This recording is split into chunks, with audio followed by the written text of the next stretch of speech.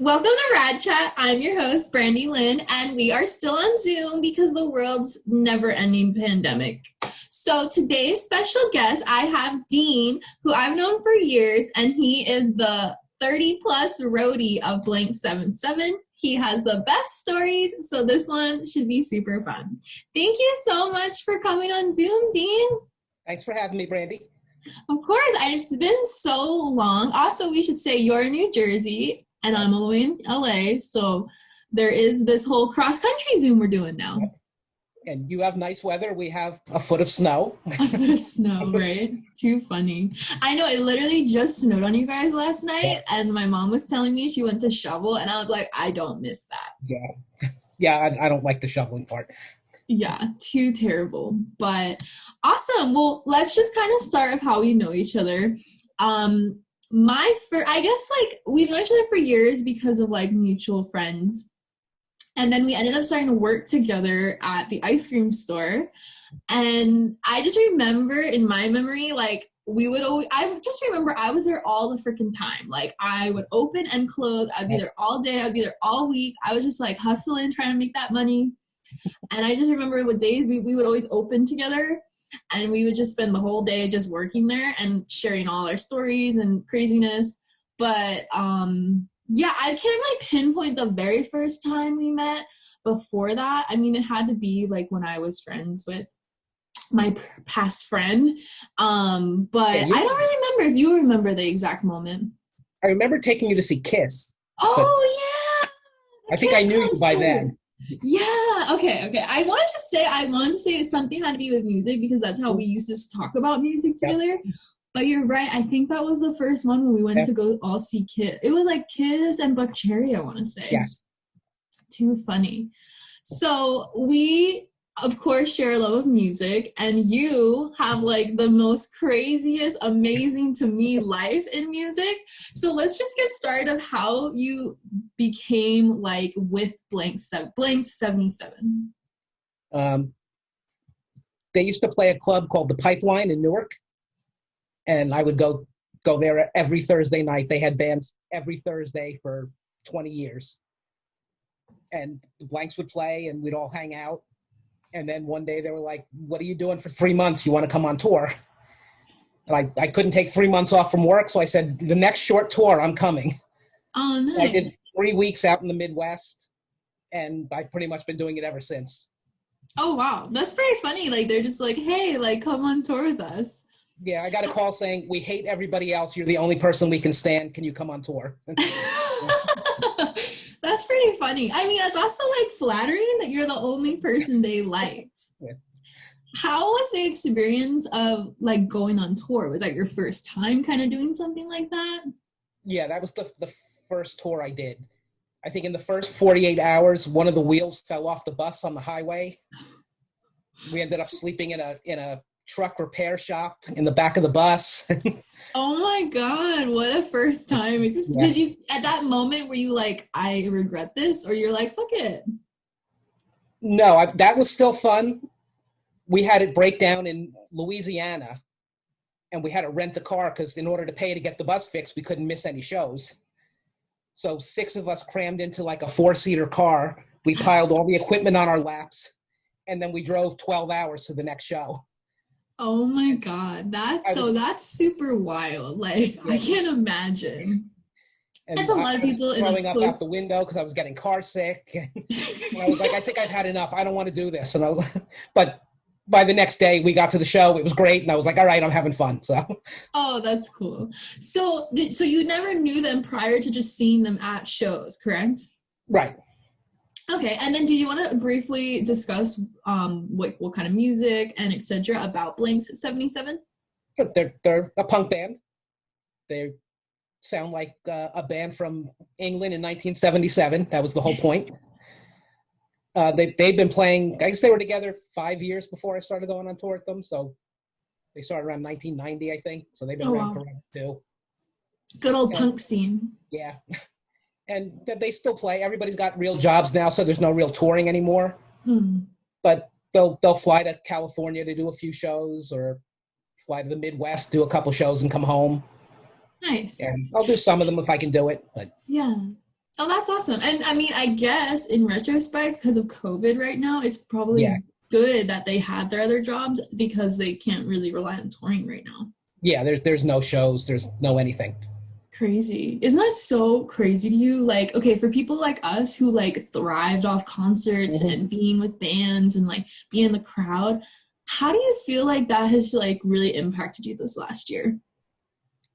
It didn't really bother me at first, and then I'm like, it's boring. Like there's nothing to do. I went Mm-hmm. out at least twice, 2 or 3 times a month still, and like that's ended. I've seen one band since everything happened. I went to an outdoor show where it was in someone's backyard. The band was 20 feet away from everybody. Everybody sat in seats that they brought, so it wasn't like what I'm used to.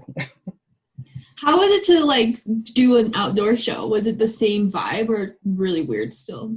No, it wasn't really a punk show. It was Mm. kind of like a singer-songwriter type thing, and Okay. everyone sat pretty much and wore masks, and I was like, this isn't really what I want to be doing. But Who did you see? um, I don't know if you know Jesse Malin. Oh, He used no, to I'm sing not in a band familiar. called Degeneration.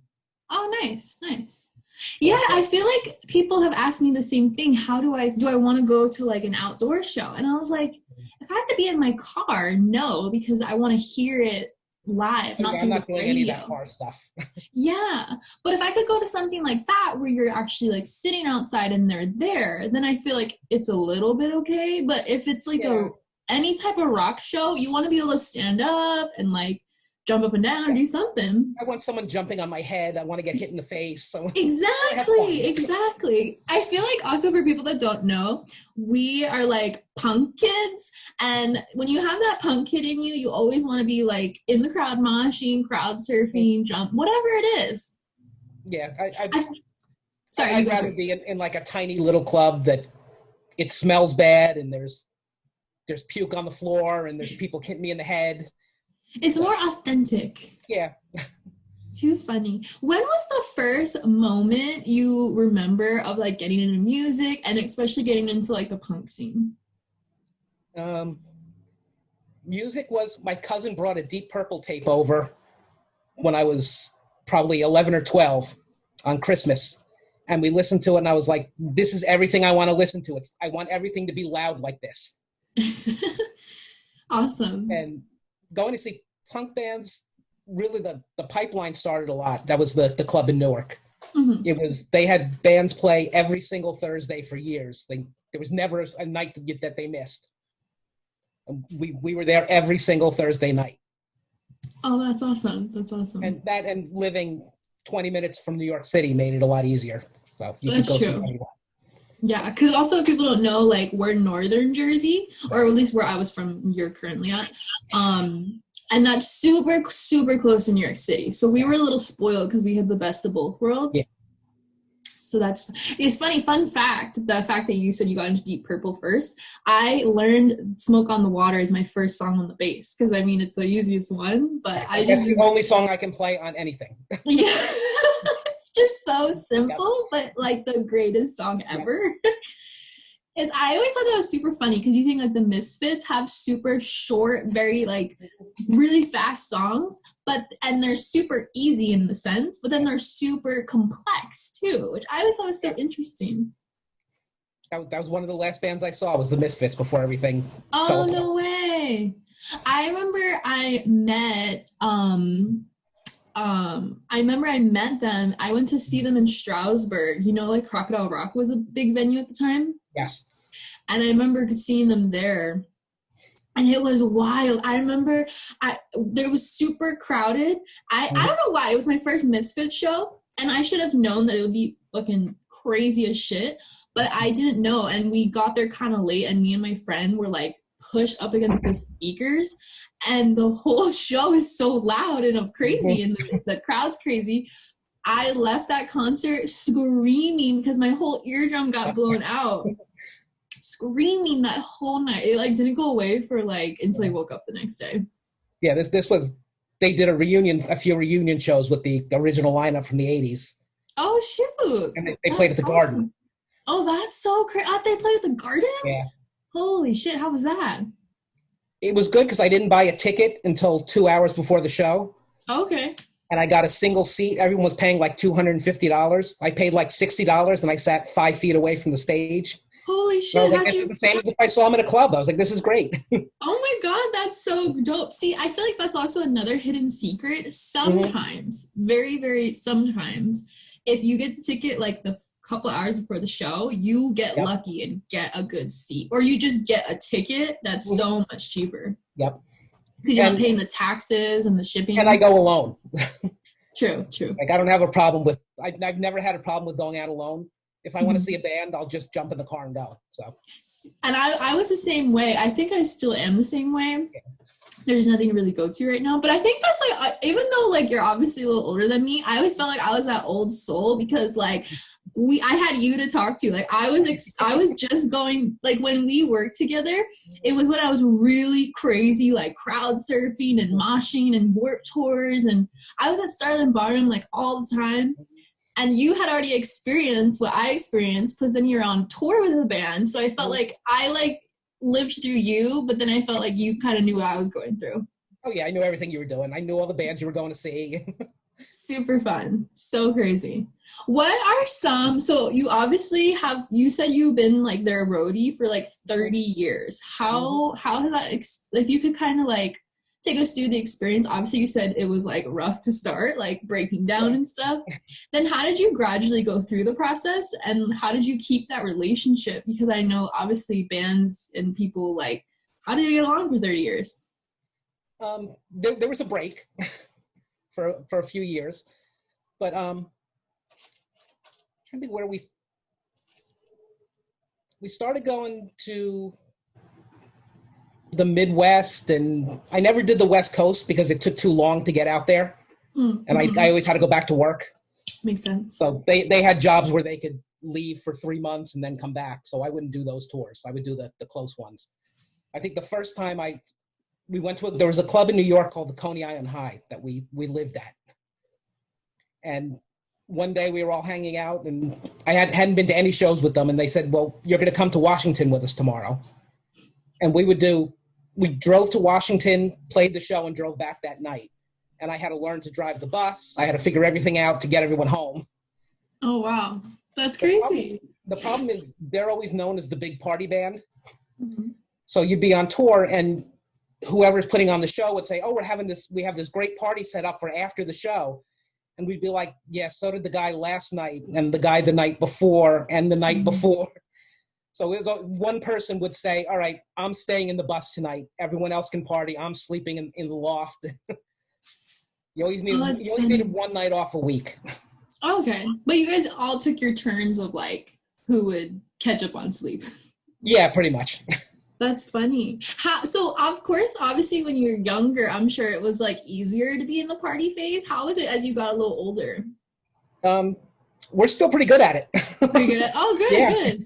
See, that's what I love about you because you're like a young soul, you know, like you're still kicking it. Yeah, we can still go out all night. We do it quite often. That's awesome. Cool. And I have to say, so when you did come out to California a couple years ago, and that's when I watched you guys for the first time, and I have to say, not being biased, they were fucking rad. It was a hella good time. The crowd that they have, or like their fan base, is so loyal to them and so exciting. That was a good show. That was one of my favorite shows of the last 10 years. It was so fun. And like people packed in the stairway and upstairs and jumping all over the place.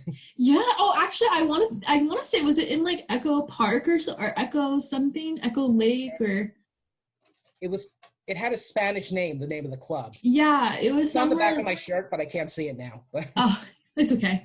But I just remember, it was so wild. And I felt so cool because I was like, I know Dean, who's like a part of the band. And I got to standing on the side. I was like, just get up on stage. You don't have to stand on the side. I know. I was like so nervous because I was like, ooh, this is like his crowd. But then I'm like, the more you're like immense in it, it's so fun. And then their like drinking song was everyone was like so pumped when they played that song. So good. So I have to say they're super exciting, and the fan base is so awesome because they're all super excited too. Yeah, and then you went home, and there was an after party at a pool hall in East LA. Oh, see, I don't know why I didn't go to the after party. Yeah, that was a good party because we walked in and it was us and like 4 other people. We're like, well, this isn't much fun.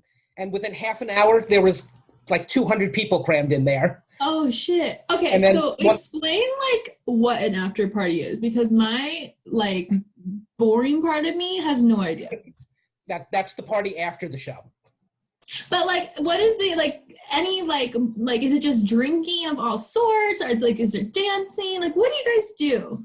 That night, one of the Casualties who lives out there, that's a band from New York. Oh my God, I love the Casualties. Yeah. So one of them lives out in LA now. So he was DJing. We've known them for forever. So he DJ'd. There was dancing. One of the opening bands that was on tour with us, they played again.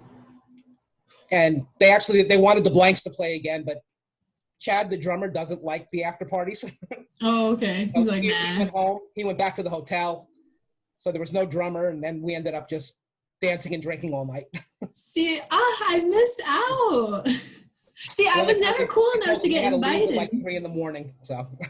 That's fun, though. I feel like I was never cool enough to get invited, and then finally when I got invited, I don't know why I didn't go. Maybe because I was still in college at the time. I probably had class or something. Yeah, that was it was like an afternoon show, wasn't it? Yeah, it was a little earlier in the day. I remember there being like a line around the block to get in. Yeah. That's what's so crazy to me, because they're from the East Coast, but the West Coast crowd was loving them. The West Coast is so different. Like it's so different. The shows are great out there. New York is terrible now. There's really? No dance to play. There's no clubs. All the bands have left. You can go to Brooklyn, but no one wants to go to Brooklyn. Yeah. That's funny you say that. We got to LA, and I was like, this is what New York was like in the 90s. This is when it was fun. Yeah, like Sunset Strip and all that. And it's so much history, too. Yeah, that's the first thing we did. We landed, we showered, got changed, and went to the Rainbow to go see the Levy statue. Yeah. I remember when I first moved to LA, I was like, I have to do everything Motley Crue did. I have to go see where they recorded Shot at the Devil House, their handprints. I was like, I have to do it all. Like where Nikki Sixx worked at that liquor store where River Phoenix died in front of. Oh, didn't he die at the Viper Room? Like that liquor. Yeah, he died right by the Viper Room, and Nikki Sixx worked at the liquor store right next to it, basically. Okay. I was like, I went on this whole Motley Crue tour when I moved here. Yeah, I hadn't been to LA since I was like 7. That was the first time back. Oh wow. So everyone was like, come on, we're gonna do all the touristy things right now. We did it all with like 3 hours. That's awesome. What was like your favorite thing that you did? What was one of the favorite things you did? We went to go see the Ramones, Dee Dee Ramone's grave. Oh shit. We're all obsessed with the Ramones. So yeah. I know you have the Ramones poster. Yeah. Who doesn't love the Ramones? That's like classic. Yeah. Like Ramones, the Cult, classics. Yeah, that's one of the things I got to record a song with Joey Ramone, so that was really cool. Oh my God! How tell us now? That's the first story out. Okay, I told you guys Dean has the best freaking stories. I finally got him on the podcast just to hear his stories again. This one, a friend of mine used to roadie for the Ramones in the 80s. And he has a band, and he was recording a song, and he asked Joey and Dee Dee to play on it. Oh, dope. So he said, do you want to come in and do backups with him? So I came in, and I stood in the studio next to Joey. We held the microphone together and sang the backups. Oh my God. So do you feel like have you done that before, backup singing, or do you feel like? Yeah, I've done that a lot. Oh, really? Yeah. So it's funny, if you you would never know you would sing if you didn't really know that about you. Oh, I can't sing, but just doing the backups. Yeah, I can do backups with no problem. I can do a song with a band with no problem, but I'm not going to sound good, but who cares? But I guess that certain types of rasp voices, for backups, or just people that can't sing but know how to just say a word, it's just all they need. Yeah, I can. I've done a lot of bands that I've done backups with. They're easy. So. Oh, cool. What other bands? I did that one. I've done a lot. I'm on a lot of the Blank songs doing backups. They put out something a couple years ago, and I'm the hand claps in one of the songs. And oh, awesome. We'll have to like link all this stuff, like send like the title of the song and stuff. Yeah, the Joey Ramone song was about Gilligan going crazy and killing everyone on the island. That's awesome. I remember when that show had like a reality, like Gilligan's Island made like a reality show to Gilligan's Island. Yeah, I don't think I remember that. I remember that. Oh, that's so dope. What are your, so of course you've been like in the music industry so long, or like a part of it, or like, you know, meeting other bands and stuff. What are some like top bands you've met? Well, the Ramones. That was their number one. Meeting your absolute favorite band is always good. Were they okay? So meeting your favorite band, was it like they were cool too, right? Like no, they weren't jerks. Joey and Dee Dee were really cool. Marky was all right, and Johnny was a jerk, but that's what he was famous for, so that was fine. True. So he lived up to his potential. Right. And they're all dead now anyway, so except for Marky, but true. But yeah, true. Yeah, I met all of them. I met one of the Sex Pistols a couple of years ago. That was cool. Oh, dope. I think who else? I put anybody I've wanted to meet, like I pretty much had no problem meeting. So see, that's cool. Did you ever like okay, so I feel like I have so many questions for you. Some of them I know, but you gotta ask them again. So on tour, let's do best moments and worst moments, and it can involve anything. Worst would probably be that trip in the 4-seater car for 24 hours. Where I just kept throwing up because I was car sick. That was awful. Best is any of the show. The shows are always great. We did a tour with the Bouncing Souls. That was dope. That was a lot of fun because their show at that point they were kind of when they were first getting really big. So the crowds were great. We were having fun, and they were a little more professional than us. Mm. They would have like their little bus in the back, and we would have arrows going from the merch table with arrows so everybody could go hang out in our bus. Because like, you guys are partying. They're like, you're going to let the kids in your bus? I'm like, of course. What else are we going to do? So we have our bus would be packed with kids. That's funny. See, that's cool though, because I feel like as a fan of music, then when you're with the band, you kind of know that like the fans want to experience that. Yeah, we always had people come, they sit in the van with us, and people would end up going like they want to go to the next show. We're like, all right, get in the van. You can come to the next show with us. See, that's so cool. Like, I just feel like I always vicariously lived through you because I always wanted to do things like that. You're good. Do you need to? No, I was just. Oh, okay. Heard my wife walking around to see where she's going. Hello. Oh yeah, you're married now. I know you guys were always dating for a long time. Congrats. Thank you. You're welcome. And my other favorite band is the Dwarves, and we met at a Dwarf show. So. Oh shit. Okay, wait, hold on. I'm gonna cut that part out and let me restart. What did I last say? I always feel like I vicariously lived through you because here you are doing all this awesome, dope shit with bands and at concerts and shows, and I always wanted to be like the kid on the bus. Like I want to hang out with the band, and I felt like I kind of did that when I guess I was kind of like a roadie too for this patent pending band, and then this band called Sexy Heroes, and me and my friend, because I would go to all these shows because I had my older friend Melissa, and she would take me to all these shows, and we started like going to every state that this band would go to. So if they played like 5 times in New Jersey, we went to all 5. We went to Pennsylvania, we went to that. If we went, and then we had like those outfits for them, or that time we made juice boxes. So I feel like I always kind of was like, I feel like I want to be cool with like friends with the band. That's super cool. And then, anybody else that you met that was super dope? I love the Dwarves, so I got to hang out with them a lot. Oh, dope. That's cool. And like I said, that's where I met my wife. Oh my God, that is so magical. I love that. That's cool for a couple of reasons. One, I immediately think Girl at the Rock Show, Blink-182. I always wanted to do that. And 2, how magical to meet your partner at a freaking rock concert. Yeah. Like, so cool. You already know you're like on that same level then, you know? And I wasn't even in the state. We decided to go to Philadelphia to see them. Oh shit! So she was from Philly originally. South Jersey. Oh, okay. But she went to that. Oh my god, how funny! You guys both ended up going to a show. Oh my god, how cool!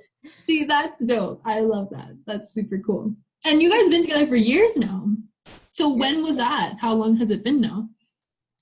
Close to 20 years. Wow, that's awesome. Oh my god, I love it. It's always good to meet your wife somewhere where the band's playing naked. So then you just lay it all out on the line right there. You get past all that awkward questions.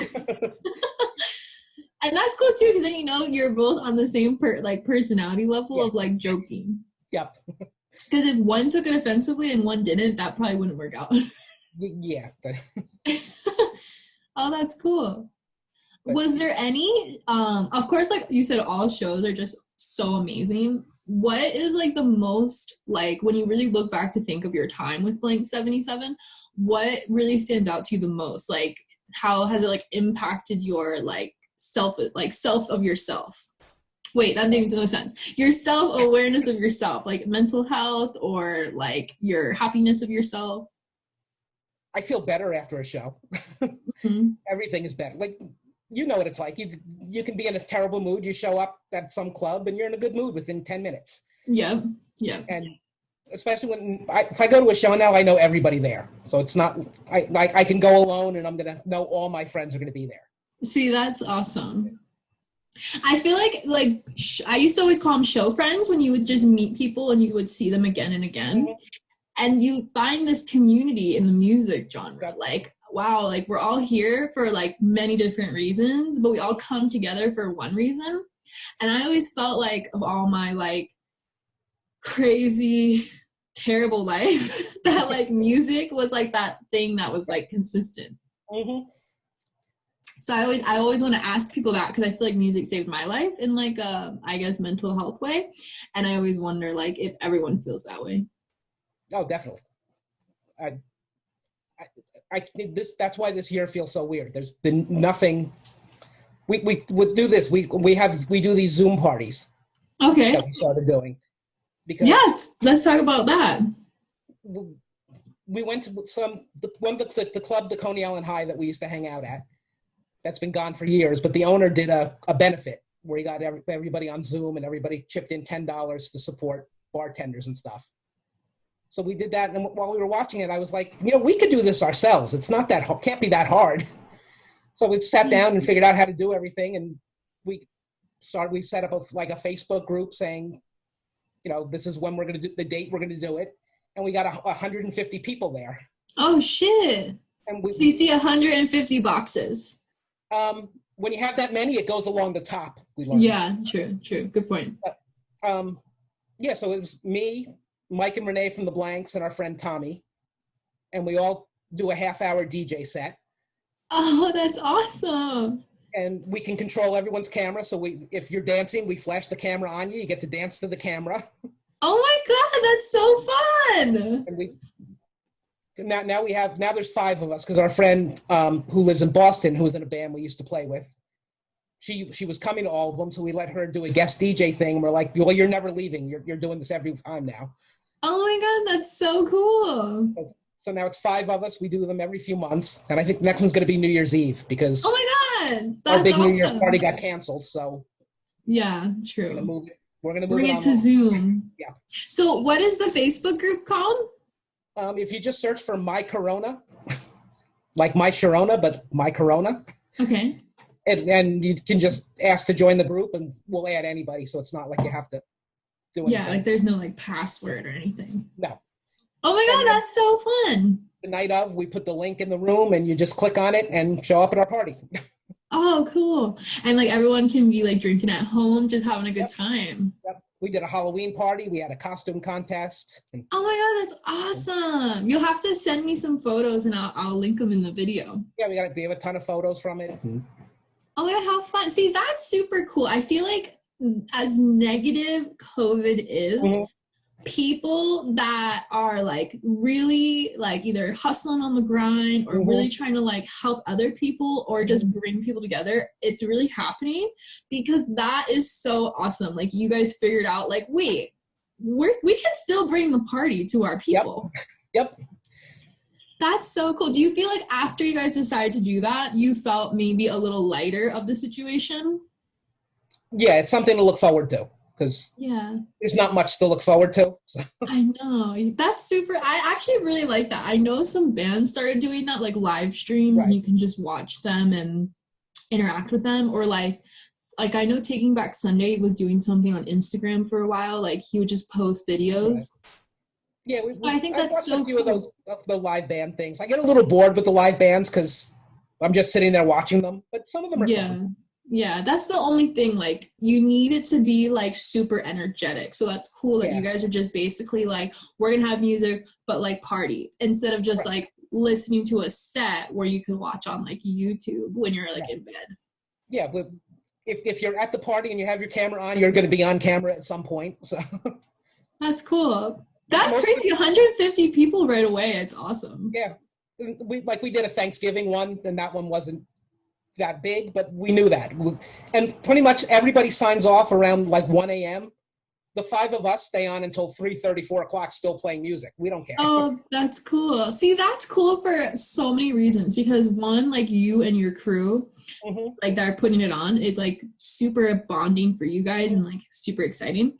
But then for all those people that log on, you're like helping them get out of their like funk of life right now too. Yeah, everyone gets to sit home and dance and. Yeah, and who doesn't love to do that? I remember I used to just like, my mom would put on like, when I still lived at home, like put on like any artist and we would just like skank around the living room. Super fun. Oh, that's awesome. Okay, so we will link it here. We'll post it. We'll make sure people log in. The next one you said is New Year's Eve, and then you do them about every few months after that? Yeah, it's been once a month, sometimes a little longer. Depends. Oh, okay. Awesome. And we still do, we go on because we kind of practice just, the transitions from one person to the next. And those are just as fun as doing the actual party because it's the 5 of us. Yeah. We all drink, we dance by ourselves. And we have video of us. There's no one else. It's just us and we're dancing. We have our cameras up. And oh, that's so cool. It's cool too because I think the coolest part of Zoom is seeing people's like houses. Like, oh, this is where they live. Yep. It's like super fun. We've all bought lights and we have lighting and oh, cool.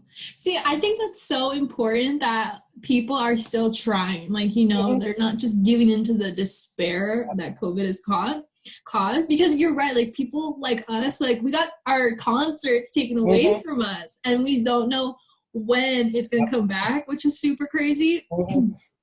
And then I also felt like in the beginning was so salty. I was like, dang, COVID is really like personally affecting me because 1, it took away concerts, 2, it took away Disney, 3, it took away movie theaters, and I like to go to the movies by myself and just relax, and it took that away. I'm like, dang, it's really trying to make me have a boring ass life right now. So that's cool that you guys are still doing like something like to make up for it. And it's a lot easier getting people when you have the band behind it because they have enough people they can reach out to. Yeah. And I think there's like no excuse nowadays. Like we all know we're just home. Like people are working, but most of them are working from home. Some people are still going to work, but there's no like, you can just be like, all right, just get on the computer, hang out for a couple hours, and you'll feel so much better. We have a lot of people that just go on. They don't turn the camera on. They just listen all night. And we're like, oh, okay. Listen. Nice. I know, it's like, it's cool because then it's like they get to decide that. Like, okay, do I want to show myself? Do I not want to show myself? There's one guy who's a bartender. He just turns the camera off, puts the music on in the bar, and we're the DJs at the bar for the night. Oh, that's awesome. So I know California is super, super stricter, but how has it been in New Jersey? Like, of course, we're on like the second quarantine, I guess. What is open for you guys and what isn't open for you guys? I think almost everything's open. You can still go to a restaurant. I think I'm supposed to know this stuff because I work for like the COVID line. Yeah. So I answer all those questions, but it's 25% for the restaurants now. Okay. I don't go to any restaurants. I don't really go anywhere. So. Yeah. Are you allowed to eat inside though? Yes. Okay, so that's the biggest difference. California, at first, we weren't allowed to eat inside, and now we completely got taken. Well, we weren't. That opened like the end of the summer. Oh, okay, nice. Yeah, they like closed everything by us, and made it like worse. Like all these like restaurants figured out how to like do it outside, and now like they took it all away. So we're like, what the fuck? Well, all the restaurants here that you moved outside, now it's 30 degrees out, so they're not doing anything outside anymore. So. Yeah, that's true. That's a good point. Like, dang, it's like it just snowstormed. Yeah. Like, what are they supposed to do now? Yeah, no one's eating outside now. That's true. Oh, crazy. To lighten this up again, like you kind of said though, actually before that, you work for the 211 line. You want to explain what that is and then how it transitioned to COVID? I used to answer calls for people getting heating assistance, like for their heating bills. And then everything just changed one day. And they're like, oh, now you have to answer all these COVID calls, learn all this stuff really quick. And I have people calling saying, here's my symptoms, what do I do? I'm like, why are you asking me? How would I know? Also, I should probably preface it that, okay, if people don't know Dean, like, he has the most, like, blunt but like hilarious tone to yourself. Like if you know you're gonna ask Dean a question, like half time, like it better be like a good question, because then he does not care. And I feel like I'm the same way. Like, don't ask me some dumbass question. But I always thought the way, like, just who you are is always, I don't know why, but you always just made me laugh so much. You just have the greatest personality that's like, I'm a really cool dude, but also I'm super, like, blunt. So I can only imagine you getting these calls, like, what do I do? And you're, like, want to probably tell them off, but you can't. Yeah, I had someone call the other day and say, so how do I get tickets for the Bills-Steelers game? Like, why would I know that? Why would you call this line and ask that question? Like, people have serious probably issues, and they're clogging the line with football tickets. Like, I guess you call Ticketmaster. I don't know. Isn't like, oh, I guess some stadiums are allowing like a little percentage. Yeah, they have some people going in to some stadiums. But. Also, speaking of football really quick, how cruel was COVID that finally, when the Patriots come to the West Coast, I can't go. I was like, you kidding me? Even though we suck this year.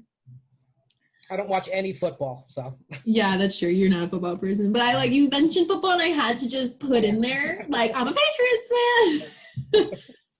But, yeah, that's crazy. I feel like you probably can't talk about, like, too in-depth of people's questions, but what was probably the worst one?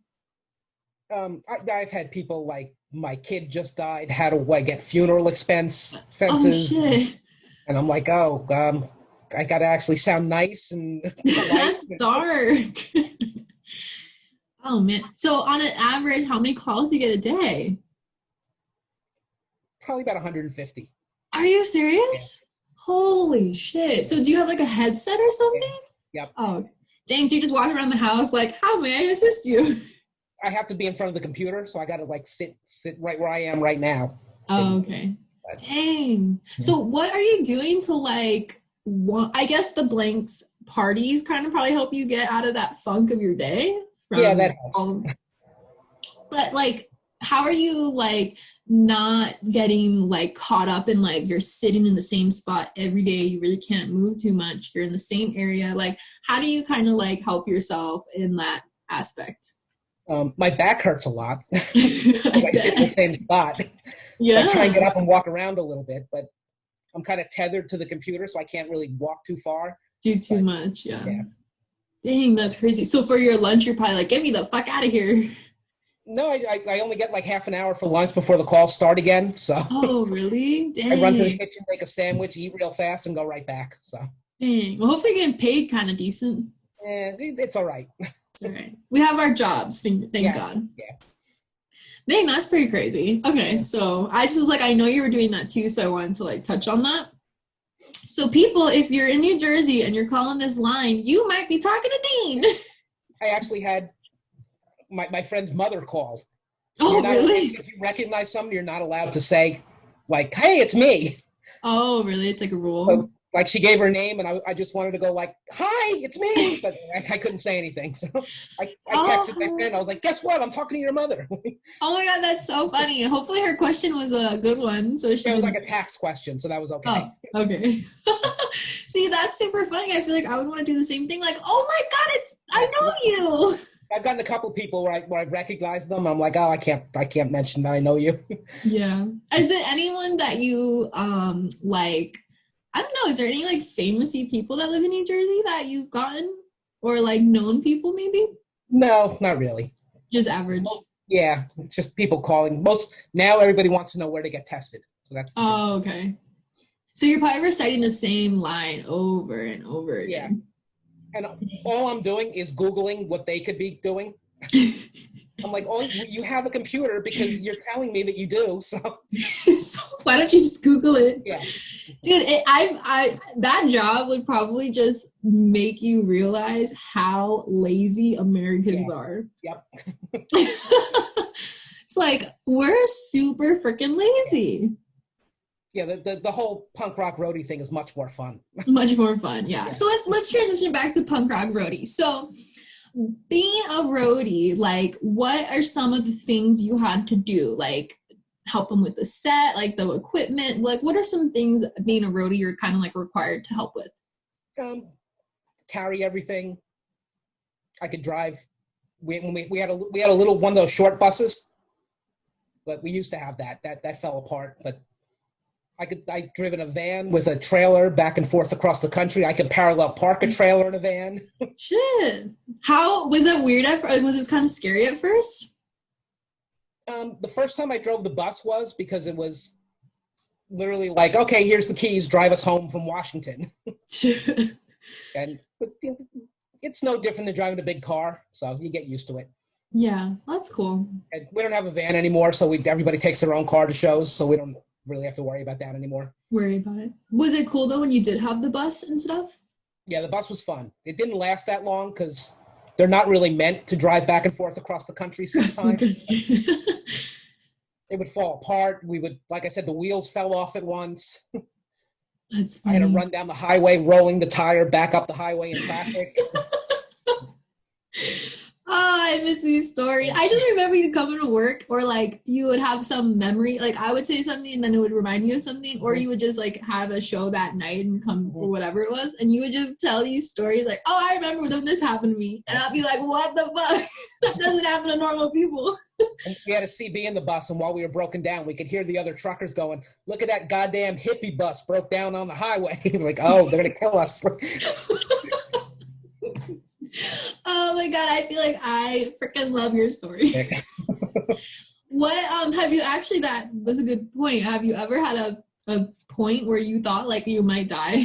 I might die in this state. We were on the Bouncing Souls tour, and we were in Florida, and it was like 90 degrees. And then we got to Virginia, and there was a blizzard. Oh shit. Within 24 hours, and like a serious blizzard where you couldnn't see anything. Oh wow. So we were trying to we had the van and the trailer, and we were trying to get to a hotel, just any hotel we could find. And we were in the middle of nowhere. We were just driving on the highway. There were trucks passing us at 80 miles an hour. Everyone was asleep except me and Renee, who's the guitar player. And the two of us just sat in the front like, well, we're going to die. This is the end of it. We're just going to die in this van. Oh man. We found a hotel, and it had a hot tub. So. Oh. So it all worked out. Yeah, silver linings.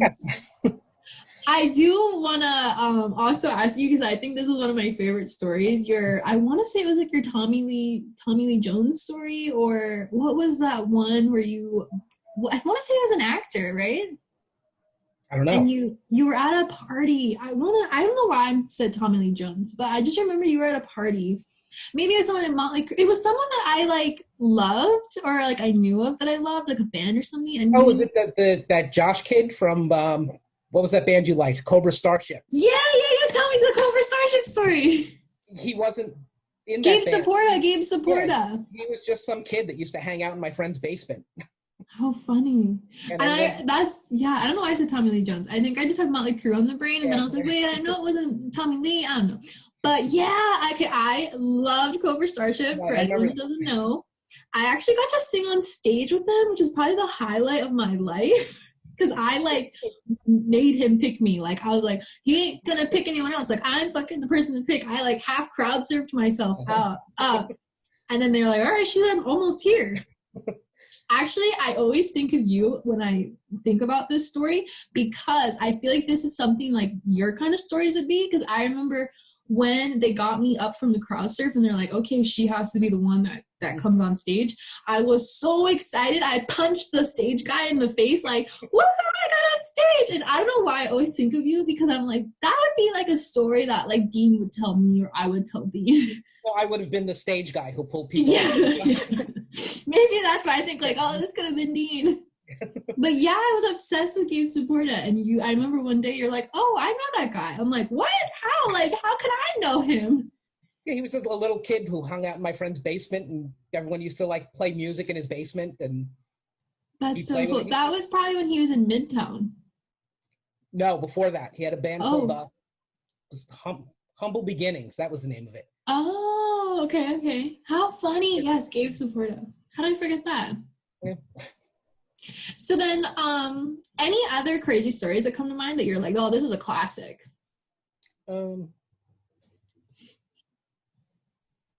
After the Blanks broke up for a while, so me and Renee, the guitar player, were out one night, and she said, well, we're going to start a band. I was like, all right. I was like, I can't sing or play. She's like, I don't care. We're gonna name the band Dean and the Sex Machines. Like, oh, okay. That's a good one. Yeah. So we started playing. I guess we did like 3 years. Okay.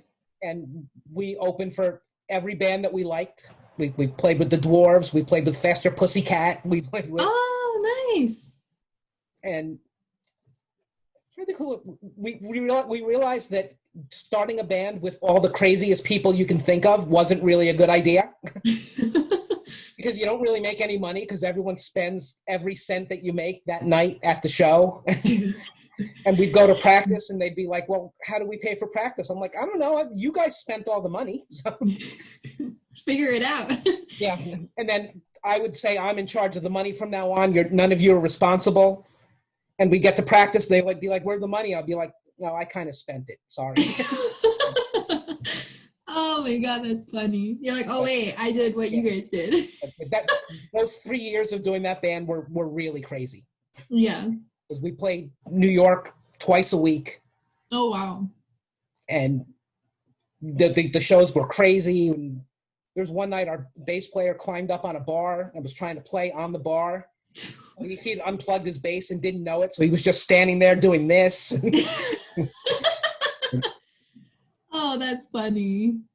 What were you just like doing the same thing in that band that you did in Blanks? I helped write the songs. Oh, okay. I helped find people to be in the band. Nice. And then I did the intro right before the band would come out. I was the first one to come out, and I would say, I'm Dean, and these are my sex machines. And then that's hilarious. I love it. Oh man, I wish I got to see those times, you know? Yeah, that was a fun band, but everyone was crazy in the band, so it got a little rough. Wow, a little rough. What brought the Blanks back together that then they reconnected? They broke up. No one was talking for about 6 months, and then everyone gradually started talking again and get some space, and then they're fine. Yeah, everybody was together for, at that point, 20 years. Yeah, it's a long time. And it kind of like fell apart really quick. But then, once everyone started talking again, it all got back together. Yeah, that's cool. Then with the Dean and the Sex Machines, our singer, she has 3 kids, but she was having a baby, she got married. So everything kind of came back together again. Yeah, like that's cool. It was like a natural progression. Yeah. So was it like, so I always know, like, when I was in school and I had to public speak, I freaking hated it. Like, I got so nervous and I hated talking in front of people. But I never found a problem talking in front of, like, or just talking to random strangers at, like, a concert or, like, that I, like, thrived on. So how was it? Were you always very natural at, like, speaking in front of people? Or did it kind of just only come in the scene? Yeah, I don't think I ever did. That's the only time I ever do stuff like that. So. Yeah. But yeah, I have no problem with like being on stage or anything like that. Because I just know you're like, basically, yeah, you're the always, like, even when the show I went to, you like start off the show basically, like, here we are, like, let's get ready for it. That night I had to stand in because the stage was so low in that place and there were so many people that people were just pouring onto the stage. So yeah. body slamming people trying to keep them off the stage all night. yeah. Just remember, Renee had to sing a verse for a song while she was playing guitar. I had to like knock all the people away from the microphone so she could get to it. Get to it. Yeah, I do remember. Yeah, you're right. You were like blocking everybody. Yeah, that was a rough night. I was sore after that. I bet. I remember Mike jumping off the stage, and right before he did, he said, "Don't let them pull me out there." So I had to hang onto his foot, and I just pull him back in. Pull him back in. That's funny. See, that's cool though that you guys like they all know they can rely on you. Like, all right, Dean, you're gonna get my back tonight. Yeah, me and Mike had it down to where when you play a big place where there's a barrier, we're good at I can get in the middle of the barrier, pick him up, throw him over it, and still get him back over again for the next verse. So. Oh, good. That's cool. Was it do you feel like when you started like being like their roadie and then obviously like how long you've been doing it, do you feel like you guys kind of all naturally in the beginning just gelled right away, or do you think it took time? They were all together for 5 years. And they all got along. Renee, the guitar player, and Chad, the drummer, used to fight constantly, but that's kind of ended. Oh, okay. So there were at least fun fights. Like he would quit. Yeah. Like we'd be in the middle of nowhere, and he'd be like, "I quit. I'm going home." No, you're not. Just sit down. He wouldn't talk for like 3 days, and then he'd be like, "All right, I forgive everyone." Okay. That's cool. You're like, we're fine. Yeah. There was never fights. We never really had big fights on tour. Oh, that's good. That's cool. What was like did you ever like go on a tour but then another band was touring, you're like, oh, we have to go see that band while we're like in close proximity? Did you ever have an experience like that? Yeah, a bunch of times. I remember going, you're probably not gonna know who they are, but we went to go see the Stiff Little Fingers. Okay. Like an Irish 70s punk band. Okay. And we were playing one place it was a bowling alley in Chicago that used to do shows all the time. Oh, nice. We finished that show. We all packed up and ran and went to go see the Stiff Little Fingers so we could catch them.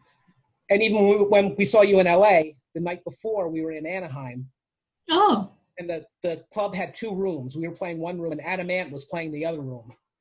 Oh, dope. As soon as we were done, I was like, come on, I found a back way into the other room. And we went running in so we could catch like 3 songs.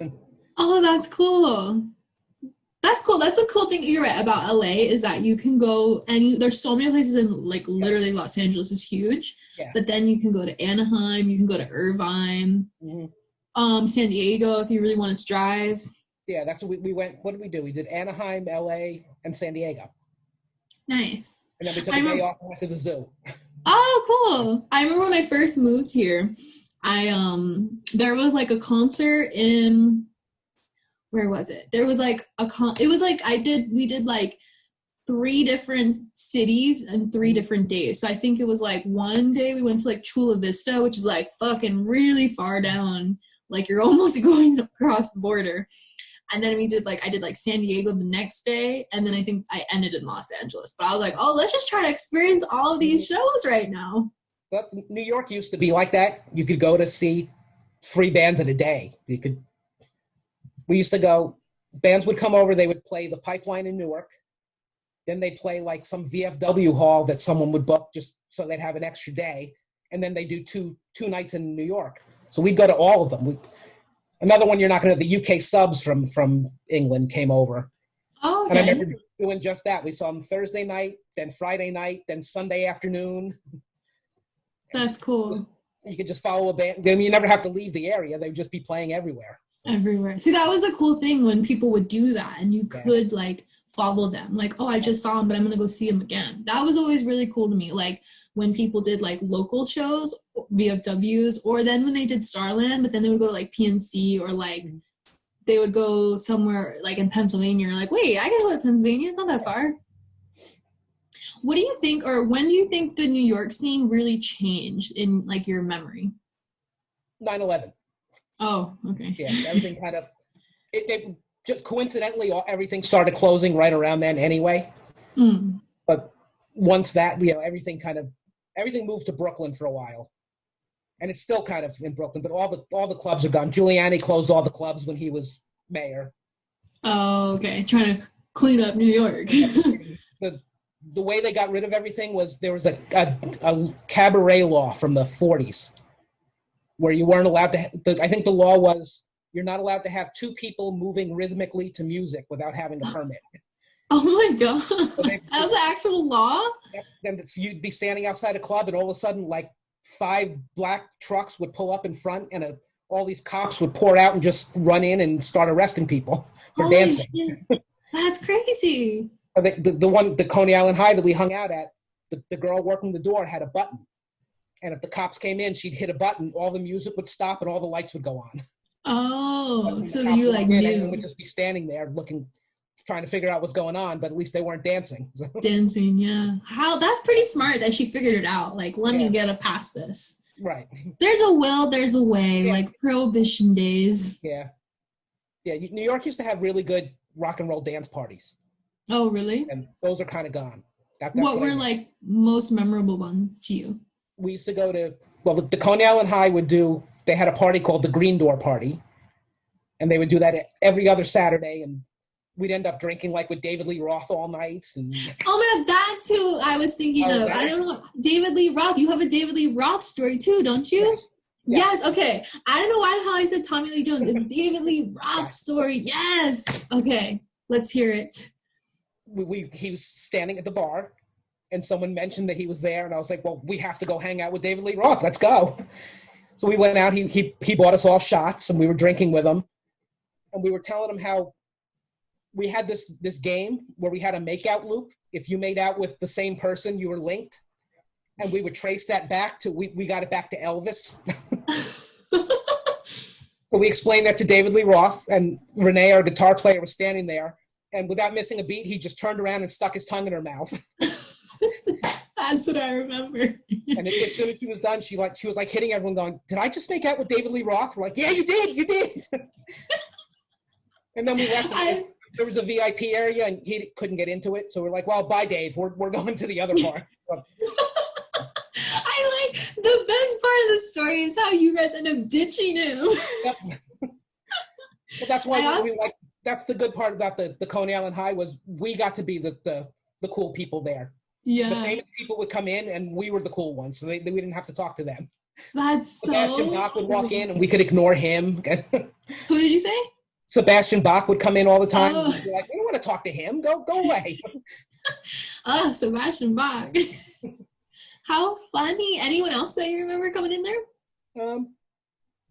What's his name? What's the guy who was on My So-Called Life that has that band? Jared Leto? Jared Leto. Yeah, he was always there. God.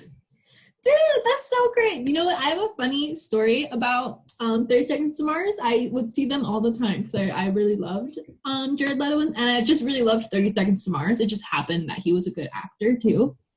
And I remember, I don't know if you remember when Bamboozle was a huge thing in Jersey. I think I went with you. We took you. Yeah. That might have been, that was before Kiss. So that was the first time. Yes. Okay. So oh my God, how funny. Because, okay, I was just so everyone knows, I was friends with these two girls, and you were friends with one of the girls' dad. And they're like, we really want to go to this concert. So you guys had to take these 3 young girls who were like, let's go to a concert. And I was thriving in that situation. It was like the best day ever. And I just remember, how funny. That was definitely the first time. And that was my first ever Bamboozle. So, oh my God, I met you and I went to Bamboozle the first time. Too funny. Yeah, so, okay, not that Bamboozle, but remember when Bamboozle went to Asbury Park and it was like, no, I'm sorry. No, okay. It did go to Asbury Park, but I think 30 Seconds to Mars played the Bamboozle when it was at wasn't it at the football, Giant Stadium, I want to say? The Giant Stadium parking lot. Yeah. So when it was I think it was the year after that first year, but then, because then I got hooked. I have to go every year. And I remember they played one year And it was like, because it's like a 3-day event for people that don't know. For people that don't know Bamboozle, it's a 3-day event, Friday, Saturday, and Sunday. Usually Saturday and Sunday are the best days because it's all day long, where Friday starts more closer to night. For all you West Coast people that didn't get Bamboozle, but I remember they were playing, and I was crowd surfing. They were the closing band. It was freaking nuts. Their crowd's huge, and I'm crowd surfing, but there's tons of people crowd surfing because Jared Leto said whoever could crowd surf could come on stage. And I was like, that's gonna be me. Like, I gotta get there. And I remember crowd surfing, but I got like stuck between people. And so the people that got stuck on me, like, got way over me. And then the security guard grabbed me, but he's choking me. Like, it's so crazy. And I remember, like, he's choking me. And I'm like, wait, I'm supposed to go on stage. And I'll never forget. That's, like, my most memorable 30 Seconds to Mars experience. Being choked, but, like, not giving a shit that I was being choked. I just wanted to go on stage. Technically what I'm supposed to be doing is keeping people off the stage, but most of the time I just pull them up. So See, like, I needed you in my corner. So I always thought it was super funny too, because I would go to so many concerts and I would become friends with the security guards. Do you feel like you did, like, became friends with the security guards? Yeah, I had a like in like the 90s. I had a friend who would work security at all the New York shows. Oh, nice. I could go see anyone I wanted. I just had to call them, and I was on the list. It was great. So, see, that's cool. I saw Nirvana that way. I saw. Do you say Nirvana? Yeah. Nirvana, dude. Okay, how was it to see Nirvana live? They were good. I saw them a couple times. Actually, the last time I saw them, I think Kurt Cobain had OD'd earlier that day and just checked himself out of the hospital in time for the show. Crazy. And I think he was dead a couple of weeks later. So I saw one of the last ones. That's so crazy. Wow. See, you're just like a knowledge of music and like experiences that I'm like, can I live your life? Crazy. I feel like, so for you who had seen Nirvana and were used to Dave Grohl being the drummer, how was it when like Foo Fighters came about? Were you like, oh shit? I don't know if I've ever, other than on the radio occasionally, I've never really paid attention to them. Oh, okay. Except that their guitar player used to be in a punk band called The Germs. Oh, really? I feel like I've heard of The Germs. They from the late 70s. How funny. They did a reunion. The singer's dead, but they did a reunion tour. I can't remember the actor's name. They did a movie about them, and he played the singer.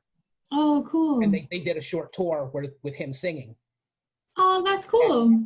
And the Blanks played with them at one show, and I got to be friends with the guitar player, the other guitar player, and Pat from the Foo Fighters was there, who was also in Nirvana for a while. Oh, that's dope. Dude, the people you have met. Oh my God. So cool. And I can't remember, some actress was there, and I can't remember her name, and she was on ecstasy, and she was just laughing and giggling. Yeah, you've also probably experienced so many people on drugs. Yeah. Have you ever seen like the craziest trip or craziest experience of someone on drugs?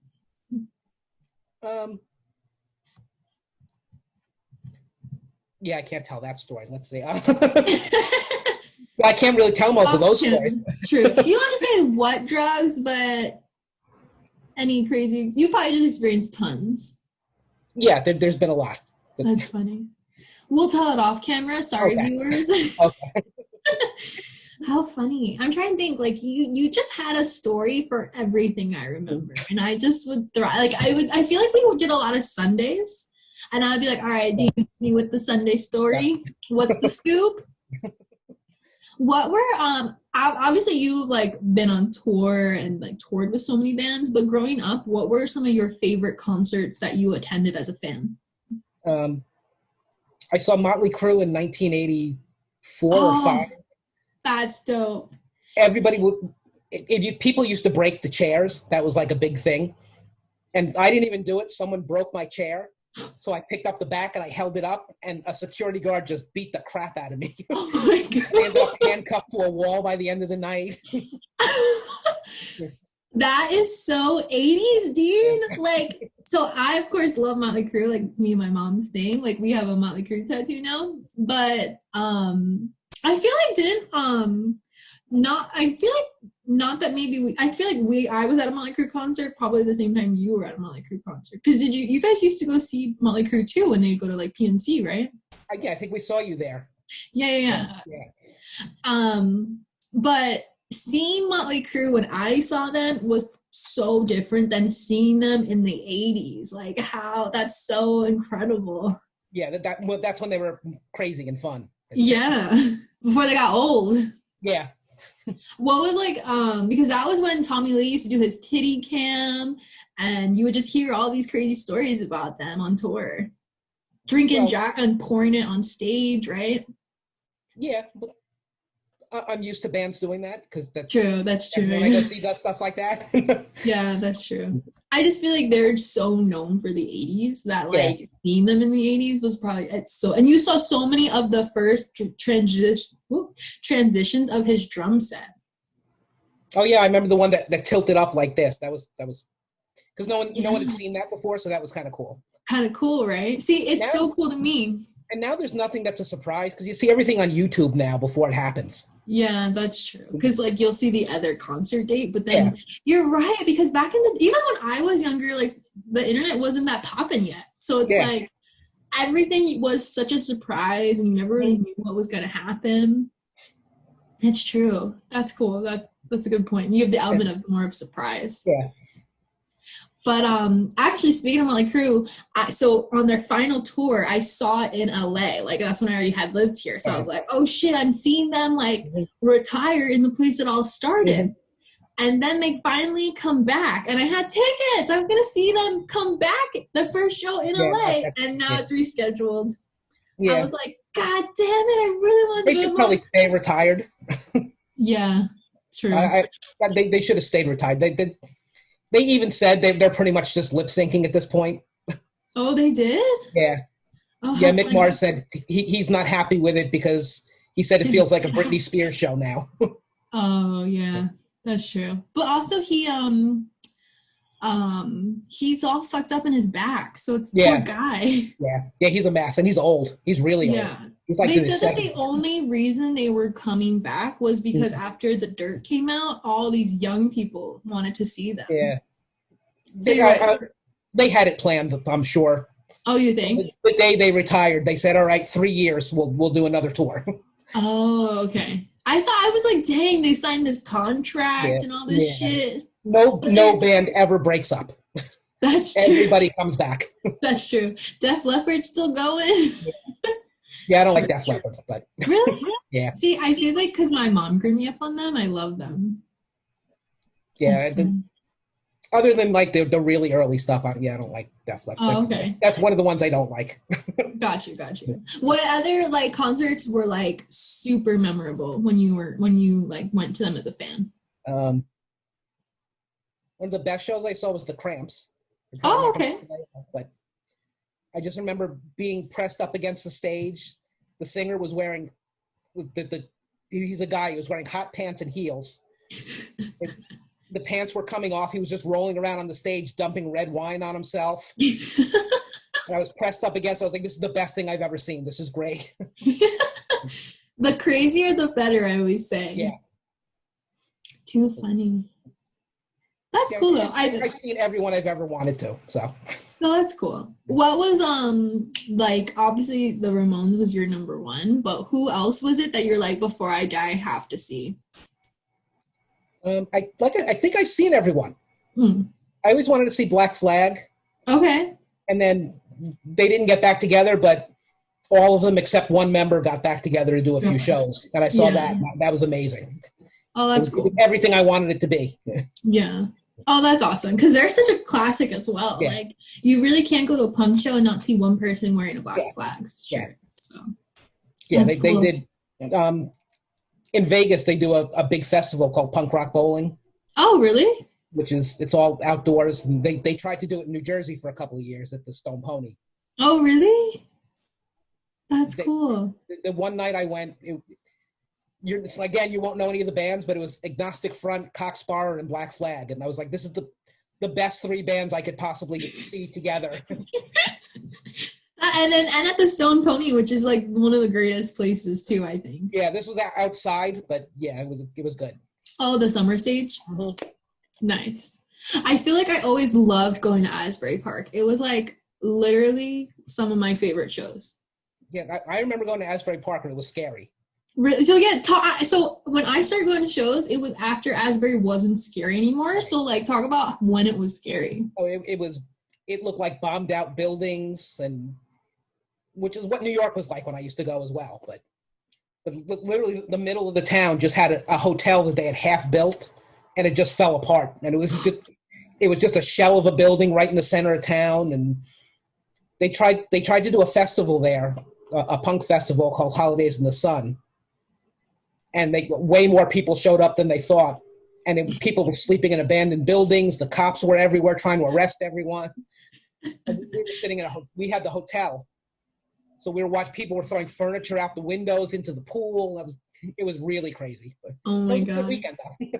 That's funny. Cause like, I remember like Asbury went through this huge transition and it was like cleaning it up. And then it became more like iconic. Like you have to come to Asbury. And then Sandy happened and then they had to reshape again. But I remember hearing the gritty stories. Yeah, it was scary down there. That's funny. They used to do the Warped Tour when it first started. Oh, really? It was literally it wasn't, and they would close off the town and set up the stage in the middle of town. Wow, that's crazy. All the bars were open. You could go bar hopping, then just walk out and see all these bands playing, and that was cool. See, I missed that because my first Warped Tour was 2009, and it was in Oceanport. I think this was like 96 or 97 or something. That's so awesome. Somewhere wow. I have a backstage pass from it, but I don't remember. Really? Oh, that's so cool. I still save all my concert tickets and like any like memorabilia I got, like a fucking piece from the ground or a poster on the wall that I took. Like I saved everything. I have flyers. I have a lot of old flyers. Yeah. Or like wristbands, and I would like write the tour or like what the concert was. Mm-hmm. Yeah, I don't even know where the pictures are. I have some pictures I took at CBGB's, and I have the CBGB's wristbands. Oh, that's awesome. That was a pretty iconic place too, wasn't it? Yeah. We went pretty there. Known. We went there you went to the Pipeline Thursday, then there was a show Friday, then you went to the Coney Island High Saturday, and then there was a Sunday show at CBGB's. That's awesome. That's we did every week. That's so cool. That was like the life I tried to live. That was like my weekend life. Or like, I feel like I was always so I always thought I was so cool going to concerts and shows and my older friends. But then I would go back to high school and everyone made fun of me and I was like a weird kid wearing my checkered skinny jeans to school. But then I like didn't give a fuck. I was like, I'm going to concert tonight. Yeah, I didn't care. Funny.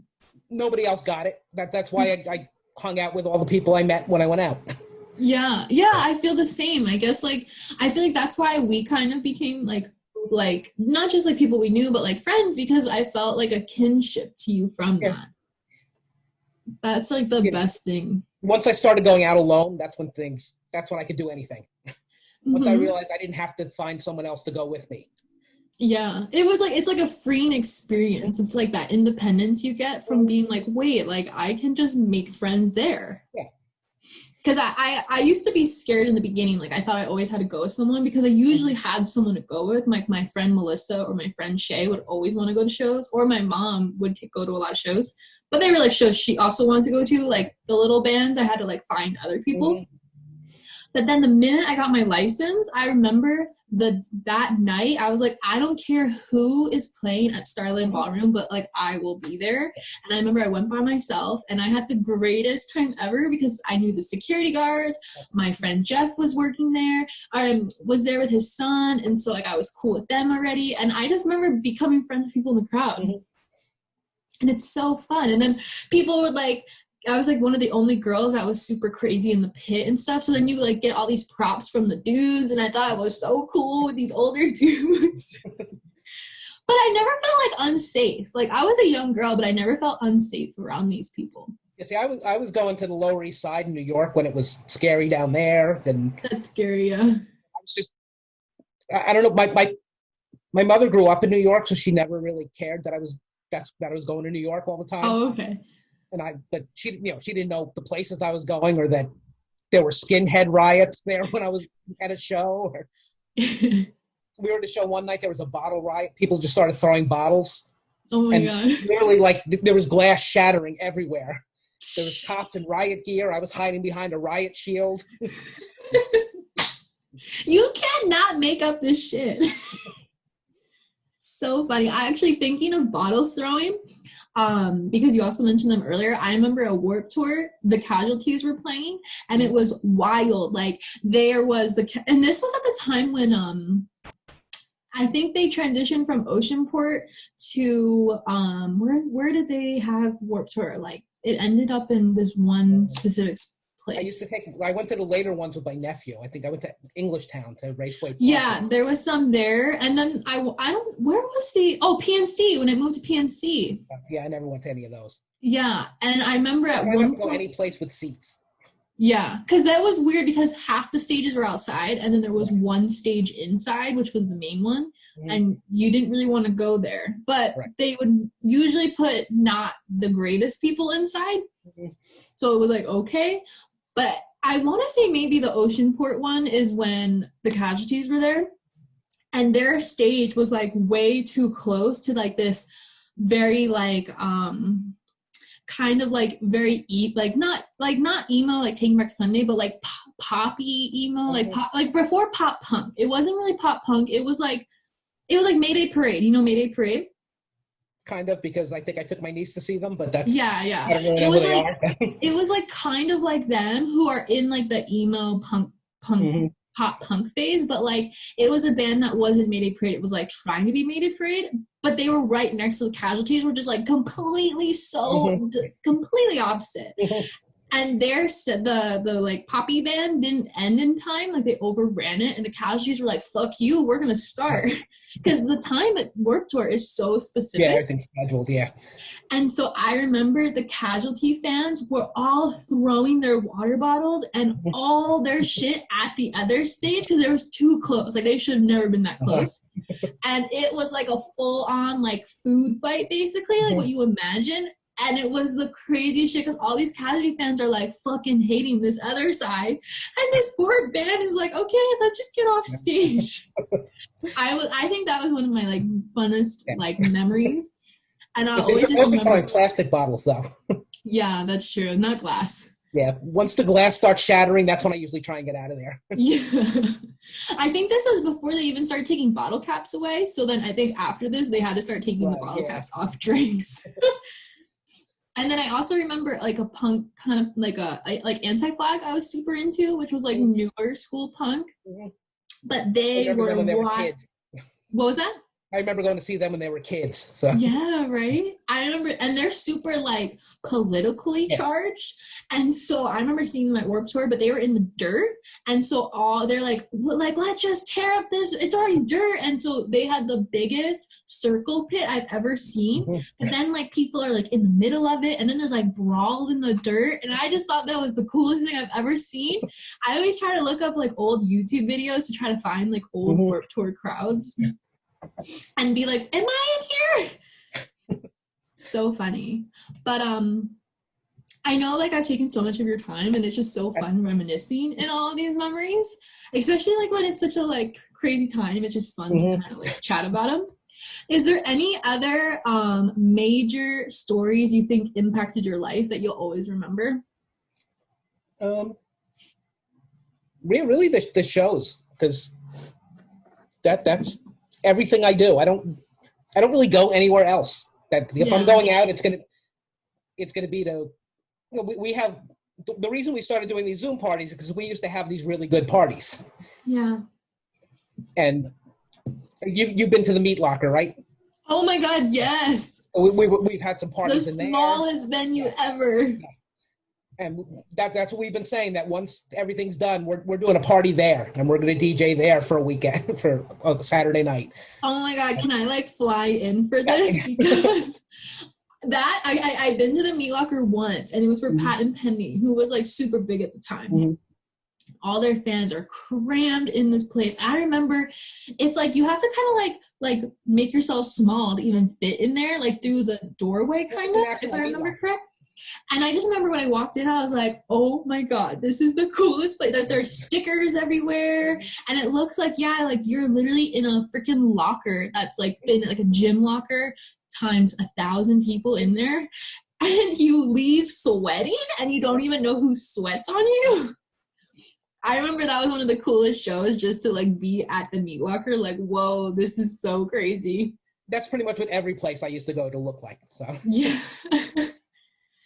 Any favorite venues, like in all over, anywhere?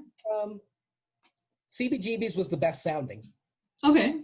They had the walls were brick and they had a great sound system, so it was definitely loud and sounded good. Oh, cool. I used to love going to the Coney Island High when it was crowded. The walls would start sweating, like just sweat would pour down the walls, and those were good shows. They had 3 floors, so you could there'd be bands on each floor. You could go anywhere you wanted. Oh, that's dope. And then at the end of the night, it would turn into a rock and roll dance party. So the band would finish, and then the DJs would start. And that's cool. We would leave there at 7 a.m. Oh, wow. Yeah. You really lived a full rock and roll life. Yeah. Like, when you think of a rock and roll person, like, your experiences nail it. I remember talking about, like, small, crazy, like, sweating walls venues. I remember Patent Pending did a show with Andrew WK, who's, like, that crazy party guy. And it was... That's what party he played at. Yeah, it's crazy, right? Yeah, he was great. That first album is great. It's great, right? It's just like, and it's kind of like the Misfits. It's super fast and short, but like gets your point across. Mm-hmm.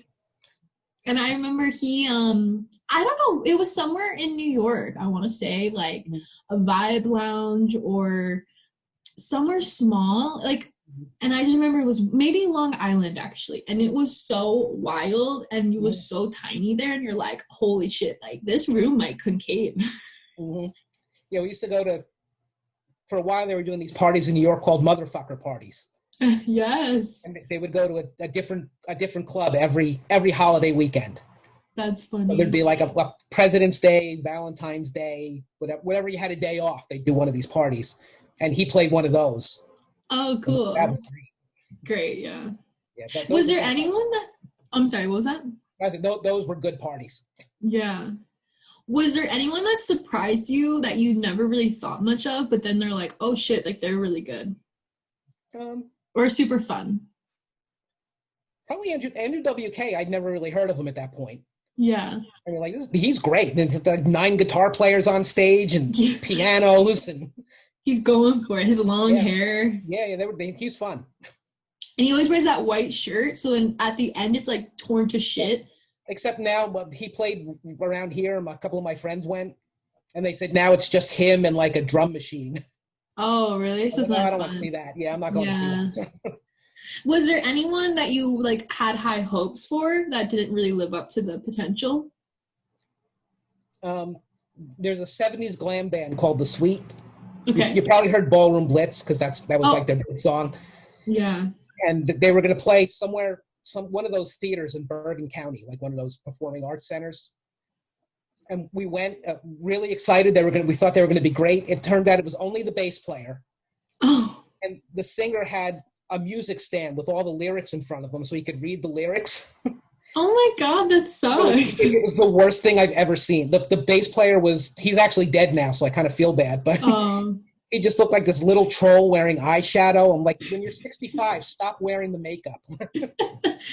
I'm sorry. Anytime someone says troll, I feel like you might be a fan of this show, but I'm not sure. I don't know if you know or you like Always Sunny in Philadelphia. Yes. But it's the greatest show ever. And anytime I think of troll, I think of Frank as the troll man. And I just die laughing. Too funny. Oh, that's cool though. Like, cool to know, like, some people surprise you and some people just don't. I always hated when I saw people had to have the lyrics on. Like, you don't know your own lyrics? Well, he obviously wasn't, he was a new guy in the band, and I guess this was one of his first shows, but, like, learn the words. Yeah. Learn the words for sure. Like, you should only have the set list there, so at the end you can give it to somebody. Right. I remember probably like an experience I had where like the person was just like not as good as you think was I actually used to love Puddle of Mud. I used to think they were just so fun, and I remember that was when the lead singer went like crazy and he was like, I don't know, on drugs or something, but they opened for Buck Cherry, and Buck Cherry was always crazy to see at Starland. So me and my mom went, and the lead singer of Puddle of Mud literally just sang to the drummer, like with his back towards the crowd, and you're like, what the fuck is happening? I like Buck Cherry. Buck Cherry's awesome. Because he's one of those guys still that was like an 80s dude, but still like living like he's not old. And we used to go to this, I'm trying to think what the name of the party was. I think it was called The Scene. Okay. And it was in an S&M club. Oh. So there would be like Japanese guys tied to the wall getting whipped while you're dancing in the middle. What a scene. Yeah, those were fun parties. Yeah. and it was also a drag queen bar on the other side. Oh, that's cool. It was full of drag queens and dominatrixes and. See, that's like you're like experiencing the culture too. Like that's like there's like probably nothing higher than that. Yeah. Like everybody's there just partying and like that's cool. What was have you ever been to like hopefully not, but did you ever have a worse concert experience? No, I always have fun. Besides that Sweet show that was it was so bad it was funny. But yeah. But, that's cool. If a band's not good, I'm gonna find something else to do, and I'm still gonna have a good time. So. Good time, yeah, that's true. I always felt like the same. Like I mean, I don't think I could ever say I went to a bad concert because like no matter what, even if like the opening band sucked, the end band was great, or like the people you're with are great. Yeah. And I think there's always like fun moments in like things that are like, say something something bad happens, but then you find something like super funny about it like years later. Right.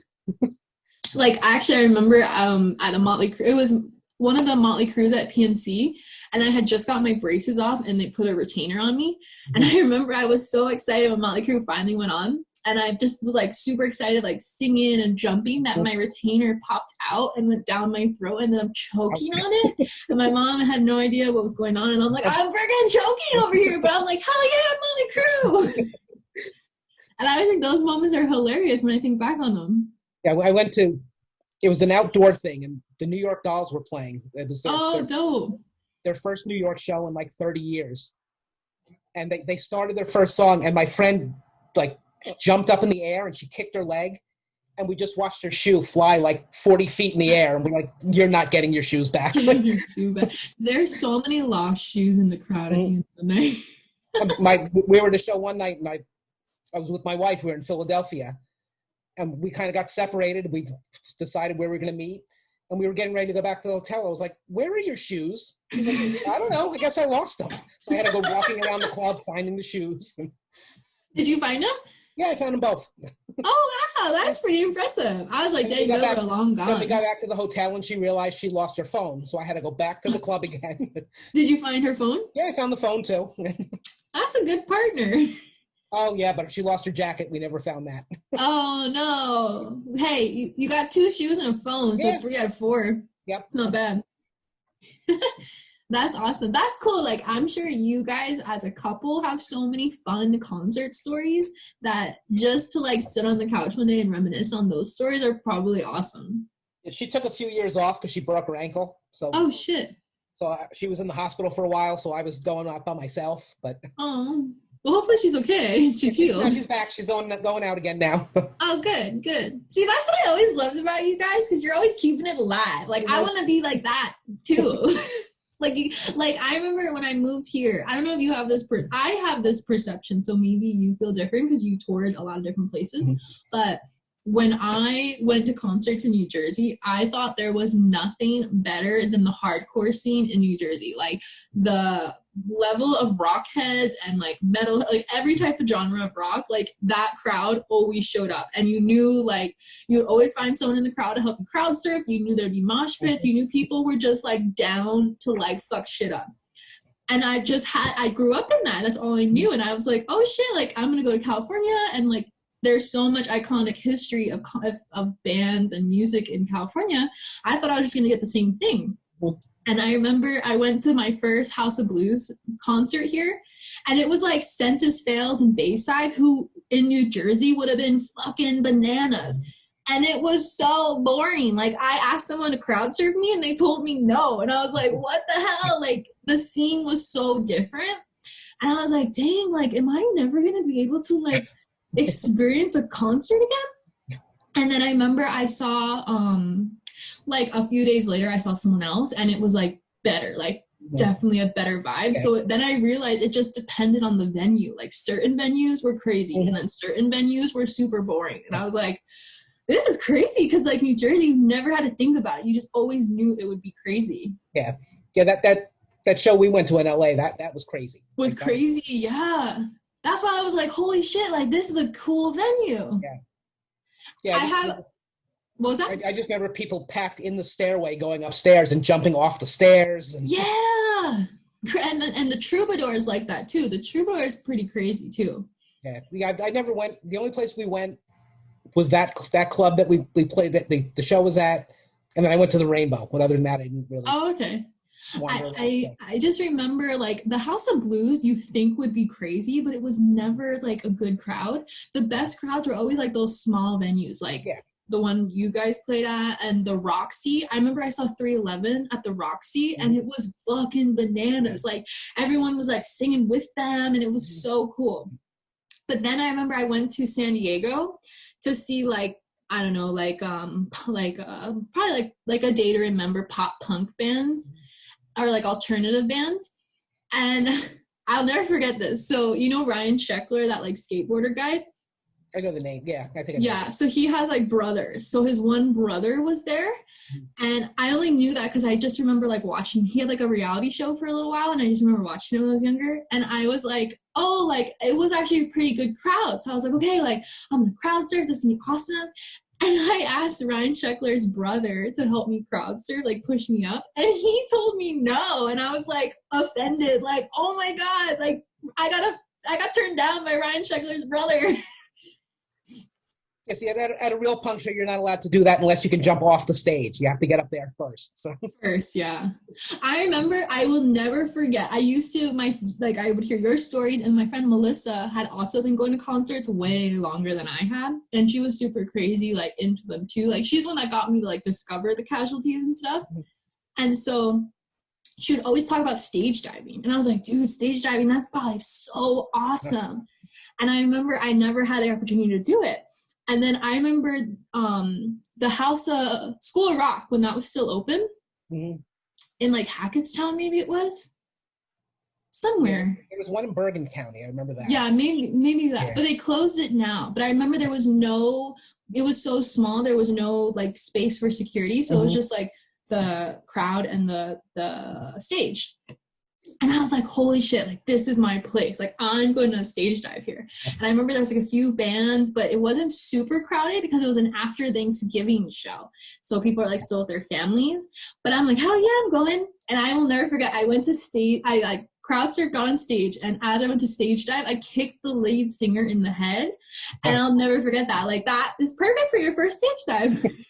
I just remember the guy was so mad too, like it interrupted his song, and he got like kind of thrown off. There used to be a club in New York called the Continental. They just tore it down, actually. Oh no. And a friend of mine, we went to go see a band called the Candy Snatchers that were really crazy. The singer used to bust bottles over his head. They'd be covered in blood by the end of the night. That's funny. And my friend jumped up on stage, and I guess he got his foot wrapped around a cable, and he jumped off the stage and pulled all the equipment down. And the band chased him out the door, swinging guitars at him. He went running down. Oh, no. That guy's about to get beat up. Yeah. Crazy. I should have asked, all those crazy stories and places you've been, have you ever got arrested at any of these shows? No. Wow. That's impressive. Mike, our singer, one night, it was at a roller rink in Wayne. Oh. And it had an arcade. So the stage was kind of up over the video games. And he climbed over the back of the stage, and he was running across the video games while he was singing. And so they had this big bouncer guy there who was supposed to be doing security. Okay. So he made them cut the PA but the kids wouldn't stop singing. So the band kept playing. The kids were singing everything. and the security guy was trying to unplug the amps. Oh my And God. I wasn't letting anyone near the equipment, so I was standing in front of him. I was shoving him. He was pushing me. So they called the police. And the other thing is, we always had a water gun on stage. I used to squirt the crowd at the end of the night. Yeah, and didn't you used to like pass out candy and stuff too, or like throw things in the? Yeah, we have thrown candy sometimes too. But a friend of ours brought a bottle of stage blood. So we decided to fill the water gun with stage blood, and the cops came in and they just saw all these people covered in blood. Then they grabbed Mike, the singer, they dragged him outside, they opened the door with his head, they like pushed him through the door, and I wouldn't let them take him. I was like, you're not taking him alone, because they were going to just beat the crap out of him. Yeah. So I followed him out there. They finally just handcuffed him in a car. They didn't actually arrest him. Oh my God, that's wild. I remember like hearing stories, if you got like close enough to bands, they would sometimes like spit or bleed on you, but fake blood, that's a new one I've heard. Out of a water gun. So. That's so funny. Everybody was just covered in it. You're like the ultimate punk hype man there is. Like, if I saw that shit, that just gets people even crazier. Like, oh yeah. So funny. Is there any like a memorable moment with you and your wife at a concert? Like super fun, crazy story? Oh, she has headphones on. She can't hear anything. Oh. Did anything get crazy ever happen when we went out together? Me, you went out together? We just told one story. I did? Oh yeah, when she lost her shoes. Lost her shoes. Yeah. Yeah, we met at the Dwarf show. Creepy guy. There was a creepy guy? I thought you were creepy. Oh, no, she thought I was a creepy guy. Okay, that was it. I love how you just hear it. Like, I thought you were creepy. Yeah. And I told her the only reason I talked to her was because the band got me drunk before. Oh, how funny. That's so funny that, like, first time. I tried to buy her a drink that night, but the bar ran out of alcohol, so they How did you guys even end up together after that? No alcohol left. I went home. I went back to our old singer's house. Oh, okay. Stayed up all night. She went back to her friends. How funny. Did you guys exchange numbers that night? Yep. Oh, how funny. I think you want to tell her how weird it is. I have pictures of you. Oh, yeah, she booked a blank show when she was like 16. Oh, wow. Or I know she has pictures of me from 10 years before we met. Holy shit, that's so cool. Wow. Isn't that so crazy what a small world it could be? It really is in that sense. Like, oh man, that's so crazy. I just think it was so funny when I used to be at all these local shows, and then like you would like connect on Facebook with them, and then now years later you're still friends with these people that you like went to shows with, and I'm like, wow, it's so crazy. Like, I remember when you were in this band, and I used to go see you, and I used to take my little digital camera and take photos of all the band people. That's one thing I never took pictures. I wish I had taken some pictures, but... Dude, you would have had some iconic photos these days. Yeah. Like I would bring the same thing. I used to bring like a disposable camera. I think I have pictures of the first Warped Tour and stuff like that. Oh, that's cool. That's cool. I just remember... When we used to go to those motherfucker parties, I used to bring a camera, and those pictures I can't even show people. They're so crazy. They're just so crazy. Do you have like photo albums? No, I have stuff on my computer. That was digital cameras by then. Yeah, that's cool. I just remember like growing up, I was like, I have to document my life so like I can remember this shit. Yeah. And I used to think it was have cool pictures that I was like, wow, why didn't I think to bring a camera with me? I got really lucky too because I became friends with that guy Jeff at Starland, and he used to take pictures of the crowd. So he would get a lot of pictures of me crowd surfing and in the pits, and I'd be like, oh my god, like I have memories now of this shit. Sometimes I just think back, like recent, actually right before COVID happened, I went to a Census Bells concert, and they're actually a New Jersey-based band. And so seeing them, it's like more like, you're from New Jersey. I feel like now that I don't live in New Jersey, I have this like New Jersey pride I never thought I had. Everybody does when they leave. Yeah, like you can't take the Jersey girl or the Jersey person out of Jersey. But I remember I was like in the crowd and I was like, am I too old to crowd surf? And I just was like there by myself. And I looked over at this guy and he was just like, because I made a comment. I was like, fuck yeah, New Jersey. And the guy next to me is like, you're from New Jersey? I'm like, hell yeah, I'm from New Jersey. And I just remember like, I was like, do I crowd surf to like one of their big songs? And I just looked over at the guy that was like, you're from Jersey? I'm like, hell yeah, I'm from Jersey. And I just went up and crowd surfed. And I'm like, I'm not too old for this. So I think it's always like, it's always in you. Well, if I'm not too old for going out. True. I'll just always tell myself, Dean would do this. I swear, like, I live vicariously through your life. It's so I don't cool. crowd surf or anything like that anymore. True, but you're a big partier, and I feel like the crowd surfing is like my element of partying. That's like my crazy side. Gotta unleash the beast somehow. But that's super cool. So I know you're probably like, I just took up so much of your time, but this was so fun. Yeah, it was fun. But before we go, one, is there anything else you'd like to say? And two, I do want to, for everyone watching this video, you were one of those people that helped me when I was driving cross country by myself of like advice. Like you told me like always find a Flying J. They have the cleanest bathrooms. You always just gave me little tips. So I want to like open that up to like whoever's watching, what tips you would give to like travelers. But first we'll start with like anything else you'd like, last parting words or like fun experiences, or like obviously we know that the Blank 77 party videos, we'll plug that. Yeah, come to the New Year's Eve party. Our New Year's Eve parties are always really good in person, so we're hoping this is as good as that. Yeah. And we're not allowed to dance at our New Year's Eve party, so we do it in a friend's apartment. But now we can dance. So yeah, hell yeah. So definitely we'll stay tuned for that. And then anytime you guys have one, like I'll throw it up and support it as well. And then any advice you give to travelers? Well, like you said, Flying J, that's the best truck stop on the highway. And Waffle House.